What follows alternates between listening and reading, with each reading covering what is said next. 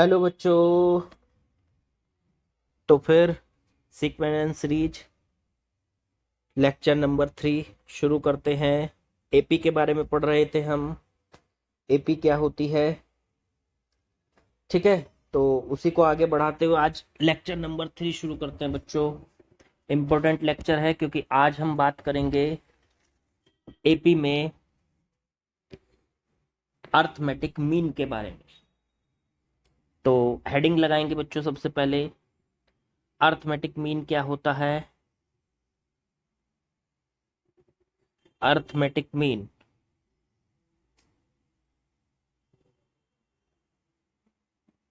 चलिए बच्चों arithmetic mean को समझते हैं। देखो क्या होता है। मान लीजिए हमारे पास दो नंबर है।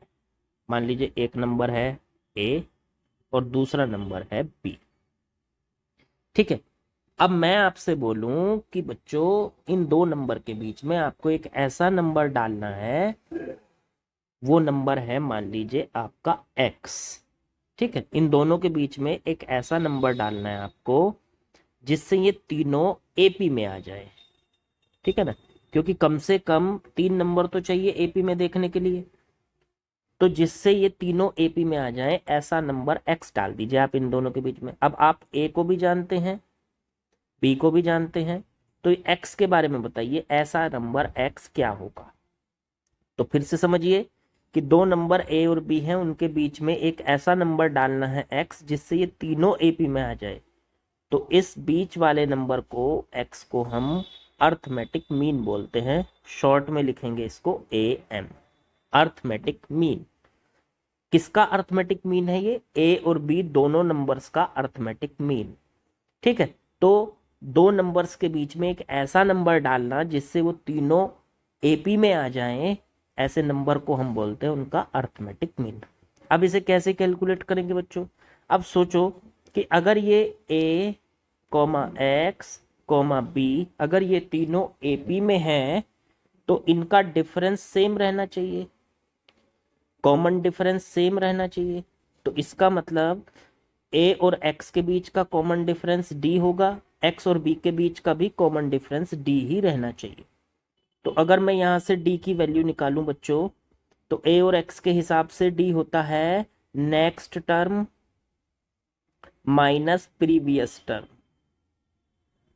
तो नेक्स्ट टर्म कौन सी है, ए और एक्स में नेक्स्ट टर्म है एक्स और प्रीवियस टर्म है ए। तो डी की वैल्यू एक्स माइनस ए आ गई। अब डी की वैल्यू मैं दोबारा निकालता हूं, लेकिन इस बार एक्स और बी को लेके निकालता हूं।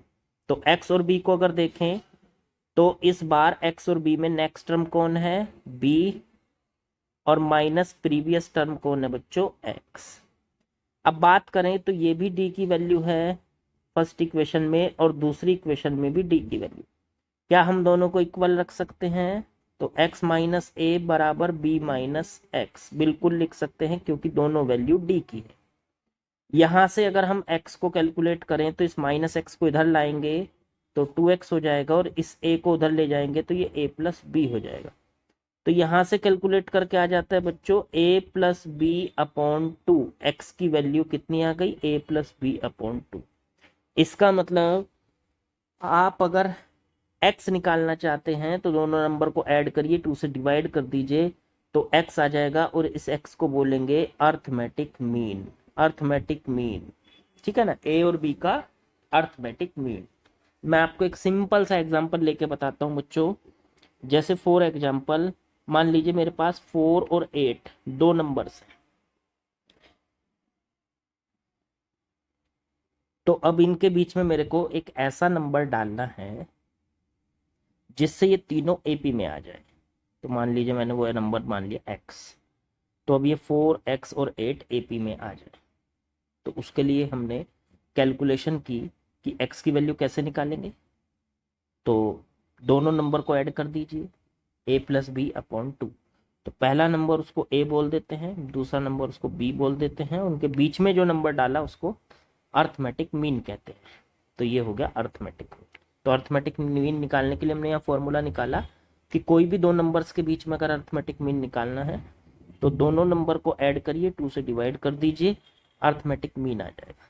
कितना आ गया 4 + 8 और अपॉन में 2, दैट इज 12/2 माने 6।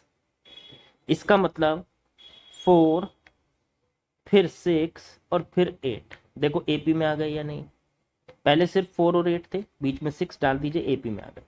कैसे पहचान होगी, 4 में 2 को ऐड करिए 6 बन गया, फिर 6 में 2 को ऐड करिए तो 8 बन गया। तो इस तरह से ये एपी बन जाती है।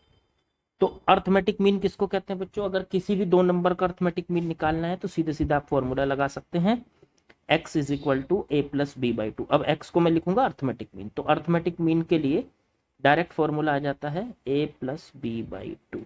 कोई भी दो नंबर्स का अर्थमेटिक मीन निकालना है तो हमें बार बार यही फॉर्मूला यूज करना है, ये इंपॉर्टेंट फॉर्मूला है हमारा, ठीक है। ये होता है बच्चों अर्थमेटिक मीन। अब देखो अर्थमेटिक मीन हम जरूरी नहीं कि एक ही डालें, हम बहुत सारे अर्थमेटिक मीन भी दो नंबर्स के बीच में डाल सकते हैं। तो अब मैं यहाँ पर आपको अर्थमेटिक मीन बहुत सारे इसमें डाल के दिखाता हूं, अलग अलग दो नंबर्स के बीच में। तो मान लेते हैं कि हम इसमें n अर्थमेटिक मीन को इंसर्ट करेंगे, तो इंसर्टिंग n अर्थमेटिक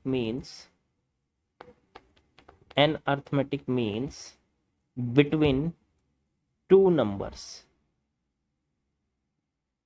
दो numbers a and b, a और b के बीच में n अर्थमेटिक मीन इंसर्ट देखो मैं करने वाला हूं। मान लीजिए मैंने पहले लिखा a, थोड़ा सा गैप दे के लिख दिया b, ठीक है बच्चों। अब इसके बीच में मैं एक अर्थमेटिक मीन नहीं बहुत सारे डालने वाला हूं, n डालने वाला हूं। तो मैंने पहला अर्थमेटिक मीन डाला a1, दूसरा अर्थमेटिक मीन डाला a2, तीसरा अर्थमेटिक मीन डाला a3।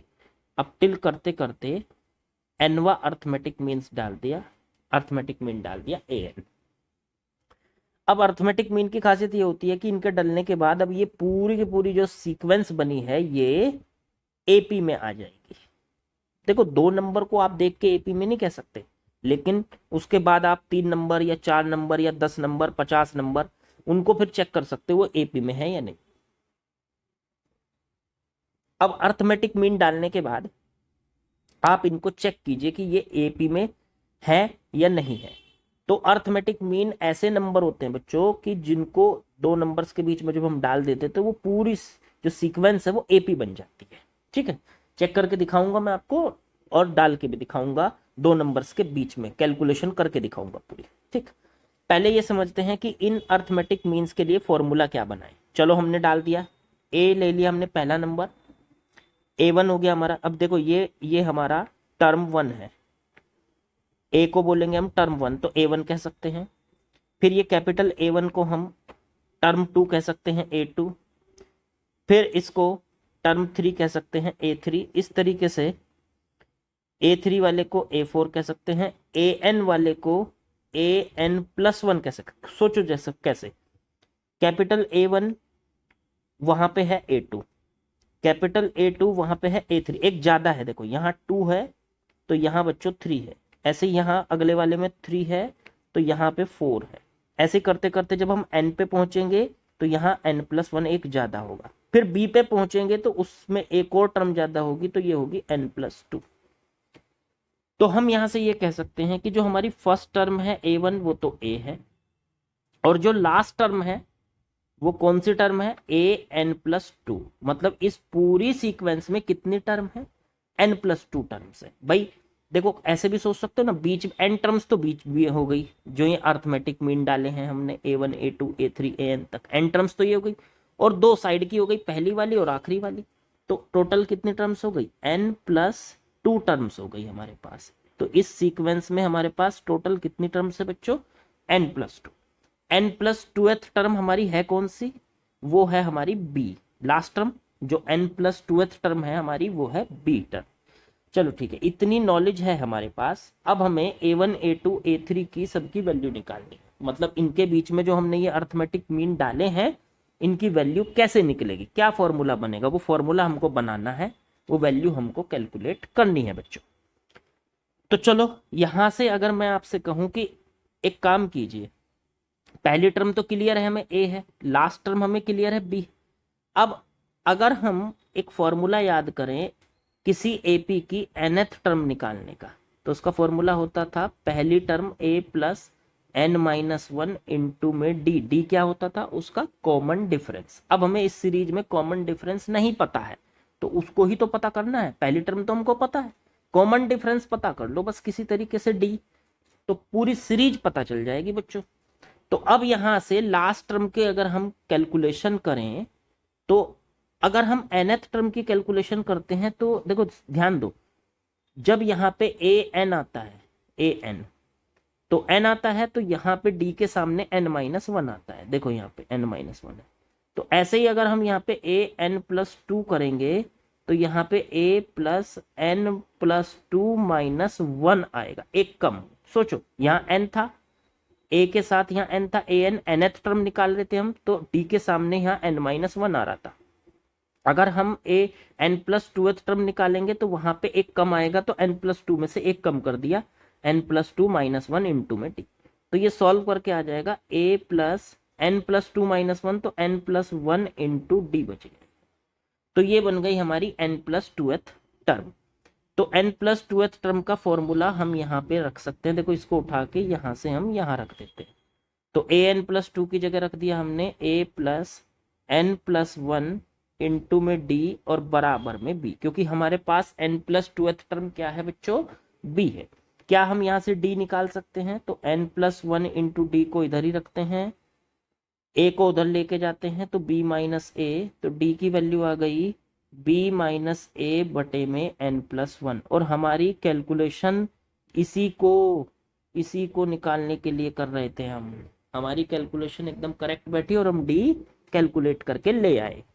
देखो डी कैलकुलेट करके ले आए। किसी भी सीक्वेंस के बारे में, खास तौर से एपी की बात कर रहा हूं, अगर एपी के बारे में पता करना है तो बस उसकी फर्स्ट टर्म पता कर लो और उसका कॉमन डिफरेंस डी पता कर लो, तो समझ लो आपको एपी पता चल जाएगी। अब देखो एपी पता चल गई, हाँ पता चल गई। तो अब सोचो, अब हमने क्या किया था, ए फिर उसके बाद a1 फिर उसके बाद a2, ऐसे ही करते करते ए एन तक हमने इसमें एन अर्थमेटिक मीन डाले थे ए और बी के बीच में। तो पहली टर्म हमारी ए थी, उसको हमने बोला a1, ठीक है। दूसरी टर्म हमारी a1, तो उसको क्या बोलना चाहिए हमको, तो उसको बोलना चाहिए डी के हिसाब से a2, तो a2 की वैल्यू क्या होगी, a प्लस डी। सोचो खुद, सेकंड टर्म क्या होती है भाई, अच्छा देखो फर्स्ट टर्म तो है हमारी चलो a, तो सेकंड टर्म क्या होगी a प्लस डी सर। फिर थर्ड टर्म क्या होगी a3, तो वो होगी sir a plus two D. एक ए अगर फोर्थ टर्म कहेंगे तो a plus three D. D Ed करते चले जाओ, फर्स्ट टर्म में डी एड करा सेकंड टर्म बन गई, सेकंड टर्म में डी एड करा थर्ड टर्म में डी एड करा फोर्थ टर्म, ऐसे ही करते करते आप सारी टर्म निकाल सकते हो। चलो जी ठीक है। अब यहां से अगर हमें कैपिटल A1 की वैल्यू निकालनी है तो कैपिटल A1 कहाँ से शुरू है, A2 से, क्योंकि पहली टर्म है A। देखो यहाँ इस सीरीज में देखो, इस सीक्वेंस में हमारी पहली टर्म है A1, दूसरी टर्म है A2, तीसरी टर्म है A3, और ऐसे ही AN प्लस वन और लास्ट टर्म है AN प्लस टू। तो अगर आप देखोगे तो कैपिटल A1 जो है वो A2 है, A2 टर्म है, मतलब सेकंड टर्म है। तो कैपिटल A1 देखो बच्चे कौन सी टर्म है, सेकंड टर्म। तो सेकंड टर्म को हम क्या कहेंगे, a प्लस डी। तो A1 की वैल्यू आ गई a प्लस डी, ठीक है जी, a प्लस डी। अब a तो हमारे पास पहली टर्म तो a ही है और d कितना, d हम निकाल चुके हैं ऑलरेडी ऊपर, तो वो है b माइनस ए बटे n प्लस वन। चेक करो, तो A1 का फॉर्मूला आ गया आपके पास बच्चों a plus b minus a upon n plus one. ऐसे A2 निकालो, तो A2 हमारी सीरीज के हिसाब से कौन सी टर्म है, कैपिटल A2। तो कैपिटल A2 सीरीज में टर्म है हमारी सर तीसरी, तो तीसरी थर्ड टर्म, और थर्ड टर्म का फॉर्मूला क्या होता है, थर्ड टर्म का फॉर्मूला होता है सर ये रहा, a plus two D, third term क्या होती है हमारी एपी के अंदर, a प्लस टू डी। तो a कितना है, तो a को तो a ही रहने दो, टू डी की वैल्यू हम ऑलरेडी ऊपर निकाल चुके हैं, वो कितनी थी b माइनस ए और बटे में n प्लस वन बच्चों। तो इस तरीके से हम सेकंड अर्थमेटिक मीन निकाल चुके हैं, वो ये है। तो first arithmetic mean A1 capital A1, second arithmetic mean capital A2, ऐसे ही third arithmetic mean capital A3, उसकी वैल्यू आ जाएगी A प्लस, देखो यहाँ पे 2 आया इंटू में, देखो 2 आया, थर्ड वाली में यहाँ 3 आ जाएगा, तो 3 into B minus a upon n plus 1। ऐसे ही फोर्थ टर्म होगी A plus 4 into B minus a upon n plus 1 बच्चों।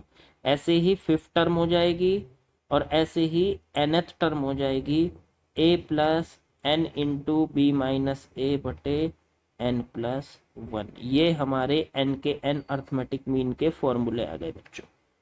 जो n अर्थमेटिक मीन हमारे पास बनते हैं वो हम इन फॉर्मूलों से निकाल सकते हैं, ठीक है। तो ये फॉर्मूला हमने बिल्कुल इजीली बनाया। पहले a और b के बीच में A1 A2 A3 arithmetic means डाल दिए, उससे क्या हुआ, उससे ये पूरे सीक्वेंस AP में आ गई। अब AP की क्वालिटी के हिसाब से हमने काउंट कर ली इसमें नंबर ऑफ टर्म्स कितनी है टोटल, तो n हमने डाली, 2 पहले से थी, तो टोटल n+2 टर्म्स आ गई, n+2। और जो इसकी लास्ट टर्म है n+2th टर्म वो b है, वहां से d की वैल्यू कैलकुलेट कर ली हमने, और d की वैल्यू रखते चले गए, तो capital A1 capital A2 capital A3 सारी वैल्यूज बच्चों निकलती चली गई। अब एक एग्जांपल दे के बताता हूं, उससे आपको बात बहुत अच्छे से समझ में आएगी। एक एग्जांपल लेते हैं, क्वेश्चन है आपका, find 3 arithmetic means between 2 and 10। 2 और 10 के बीच में आपको 3 अर्थमेटिक मीन डालने। चलो जी, तो 2 को एक तरफ लिखिए, लास्ट में 10 को लिखिए। डायरेक्ट फॉर्मूला ना याद हो तो लॉजिक याद रखिए, फॉर्मूला याद बहुत बार नहीं रहता, ठीक है, तो लॉजिक याद रखिए कैसे निकालना। तो हमको 3 अर्थमेटिक मीन डालने हैं बच्चों। फॉर्मूला तो याद करो भी मत, मैं ये कहता हूँ कि मैं जितने आपको पढ़ाऊंगा बच्चों, जितने कंसेप्ट कराऊंगा, कंसेप्ट समझो, कंसेप्ट में कैसे कैलकुलेशन कर रहा हूँ वो कंसेप्ट समझ में, क्योंकि जब जेई क्वेश्चन देता है ना तो फॉर्मूले वॉर्मूले सब रखे रह जाते हैं, ठीक है, तो कंसेप्ट वहां काम आता है। तो 2 और 10 के बीच में 3 अर्थमेटिक मीन डालने हैं, तो मान लिया पहला डाल दिया A1, दूसरा डाल दिया A2 और तीसरा डाल दिया A3। अब सोचो इसमें कितनी टोटल, अब देखो अर्थमेटिक मीन डालने से ये पूरी सीक्वेंस AP बन गई, ऐसा ही तो होता है। अर्थमेटिक मीन का मतलब क्या होता है, उनके बीच में ऐसे नंबर डाल देना जिससे वो AP बन जाए, तो AP बन गई है पूरी सीक्वेंस। अब AP बन गई तो AP के पहला टर्म क्या है, तो सर पहला टर्म है 2A1, और लास्ट टर्म कौन सा है देखो जरा काउंट करके, तो 3 हमने डाले हैं, 2 पहले से थे, तो पांचवा टर्म है आपका 10 A5। तो अगर A5 की बात करेंगे तो वो 10 है।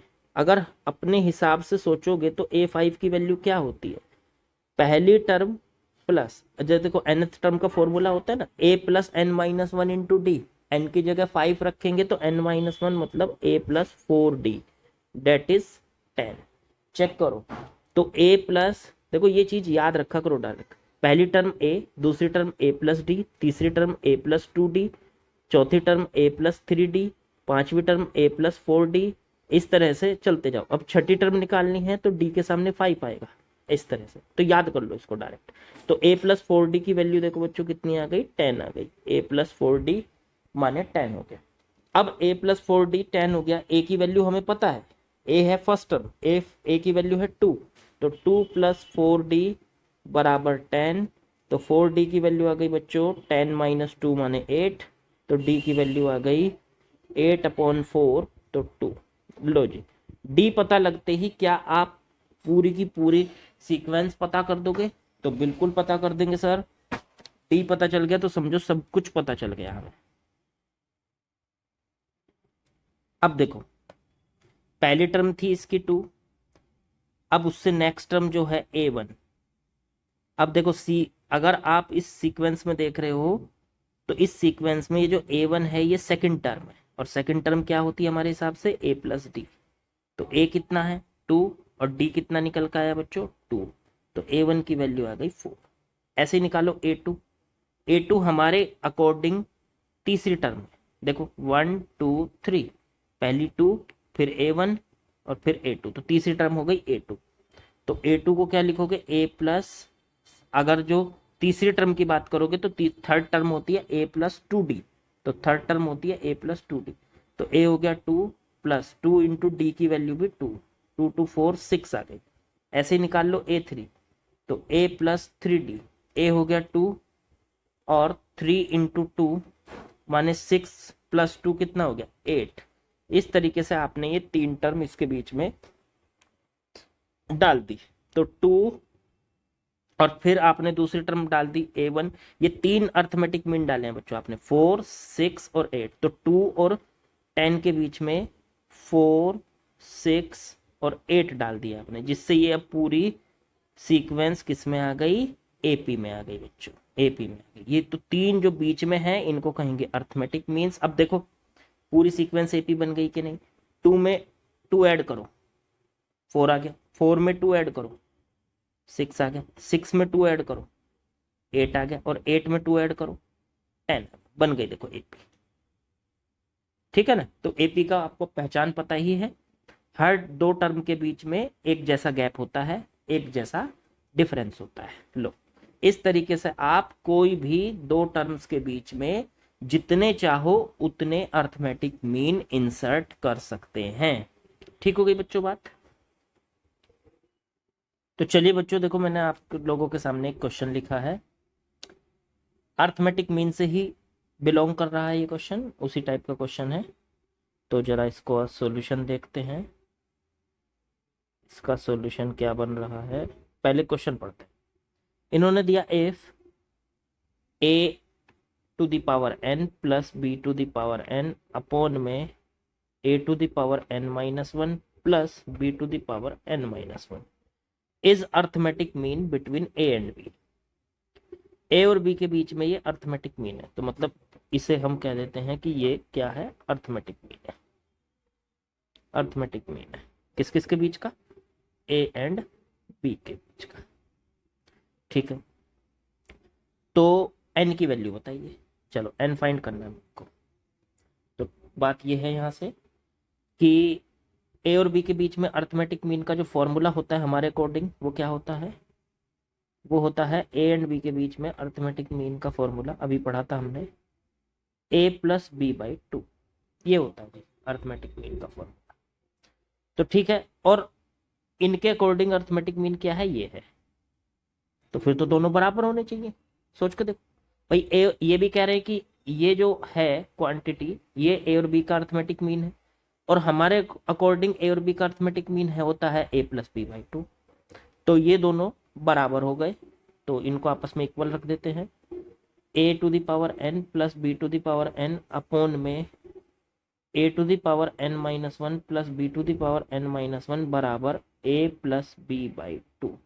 देखो ए और बी का जो अर्थमेटिक मीन है ये दोनों आपस में इक्वल रख दिया हमने। अब यहाँ से n की वैल्यू हमको फाइंड आउट करनी है, दोनों को फाइंड आउट करना। तो बिल्कुल आसान सा सवाल है, बस कैलकुलेशन ये है कि इनको सॉल्व कैसे किया जाए। तो इसकी इधर मल्टीप्लाई कर ली, 2 a to the power n plus 2 b to the power n equals to में, इधर मल्टीप्लाई करेंगे तो a की मल्टीप्लाई पहले इसके साथ, तो a to the power n minus 1 और a की पावर 1, तो a की पावर n बन गया। फिर a की वैल्यू, a की मल्टीप्लाई b की पावर n माइनस 1 के साथ, तो a इंटू बी की पावर n माइनस 1, प्लस ऐसे ही b की मल्टीप्लाई a की पावर n माइनस 1 के साथ, तो a की power n minus 1 into b, और प्लस b की मल्टीप्लाई b की पावर n माइनस 1 के साथ, तो सिंपल मल्टीप्लाई है b की पावर n बन गया। अब देखिए ये a की पावर n इधर लेके आइए, तो 2a की पावर n है, उसमें से a की पावर n माइनस हो जाएगा। ऐसे ही b की पावर n को भी इधर लेके आइए, तो 2b की पावर n है, उसमें से b की पावर n माइनस हो गया। उधर बचा a b की power n minus 1 plus a n minus 1 b।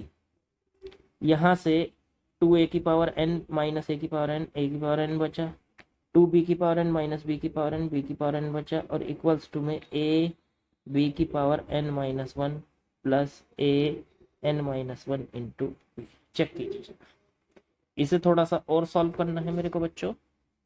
इधर साइड में कर रहा हूँ, जरा इधर देखना। अगर हम a की पावर n और इसके साथ ये वाली टर्म ले आए, देखो a की पावर n वाली टर्म देखो यहाँ है, और ये लास्ट वाली टर्म a की पावर n माइनस, इसको साथ में ले आते इधर माइनस में, तो ये बन गया a की power n minus one into b, plus ऐसे ही जो सेकंड टर्म है b की पावर n, उसके साथ हम ले आते हैं a b की power n minus one, b की power n minus a b की पावर n माइनस वन, और उधर रह जाएगा g। अगर इसमें से a की power n minus one common लें तो अंदर बचा a minus B, a minus B. हाँ देखो a की power n minus one common आ गया तो a की पावर वन बच गई अंदर, ऐसे ही b बच गया, प्लस ऐसे ही b की power n minus one common लें तो अंदर बचा b माइनस a। चेक करो, अगर हम यहां से a की पावर n माइनस वन और a minus b plus minus भी कॉमन ले लेते हैं इसमें से, देखो b माइनस a में से माइनस कॉमन लेंगे तो ये अंदर a माइनस बी बन जाएगा। ठीक है, अब a माइनस बी को पूरे में से कॉमन उठा लो तो अंदर बचा a n minus one minus B की power n minus one equals to में g। अब सोचो बच्चों, अगर दो नंबर्स, अब ये दो फैक्टर अगर जीरो हो तो या तो पहला फैक्टर जीरो है या फिर दूसरा फैक्टर जीरो। अब ऐसे सोचो, या तो पहला फैक्टर जीरो है या दूसरा फैक्टर जीरो है या दोनों जीरो। अब a माइनस बी अगर जीरो हो गया, a माइनस बी अगर जीरो हो गया तो a की वैल्यू b के बराबर हो जाएगी, फिर तो इनके बीच में अर्थमेटिक मीन आप निकाल ही नहीं सकते। ठीक है ना, a की वैल्यू b के बराबर हो जाएगी तो फिर अर्थमेटिक मीन क्या आएगा, a b, और उनके बीच में arithmetic mean a plus b by two, खुद वही नंबर आ जाएगा। तो इसका मतलब पहला तो फैक्टर जीरो हो नहीं सकता, तो a माइनस बी जीरो नहीं हो रहा है।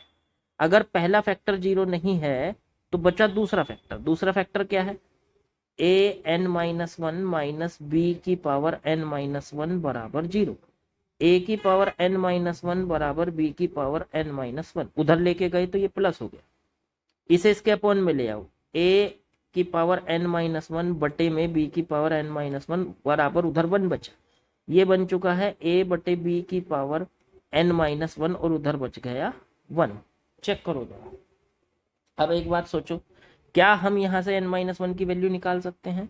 तो सोचो, a बटे बी की पावर n माइनस वन, उधर वन लिखा हुआ है, अगर मैं a बटे बी की पावर जीरो लिख दूं तो किसी को कोई दिक्कत, क्योंकि किसी भी नंबर की पावर जीरो क्या होता है, वन। तो ऐसे ही a बटे बी की पावर अगर जीरो है तो उसकी वैल्यू क्या हो जाएगी, वन। तो ठीक है, तो यहां से दोनों तरफ पावर की कंपेयर कर लो, इधर पावर क्या है n माइनस वन और इधर पावर क्या है जीरो, तो n माइनस वन की वैल्यू जीरो आ गई, तो n की वैल्यू हमारी बच्चों वन आ गई। यही हमारा आंसर है, n की वैल्यू वन आ गई बच्चों।